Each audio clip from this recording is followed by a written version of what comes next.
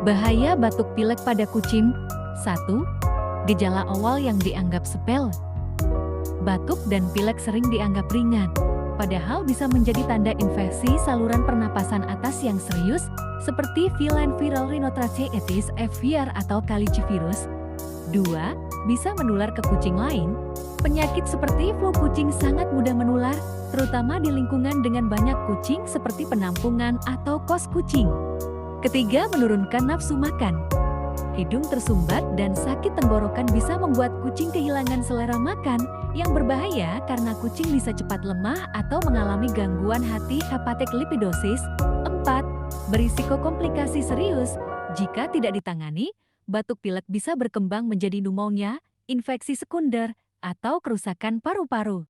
Kelima, anak kucing lebih rentan. Anak kucing memiliki sistem imun yang belum kuat. Batuk pilek bisa memicu dehidrasi parah hingga kematian bila tidak segera diobati.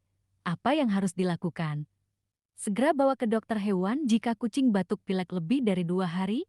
Pastikan kucing tetap hangat, terhidrasi, dan makan. Jauhkan dari kucing lain untuk mencegah penularan. Jangan beri obat manusia tanpa petunjuk dokter. Please subscribe, gratis kok subscribe-nya.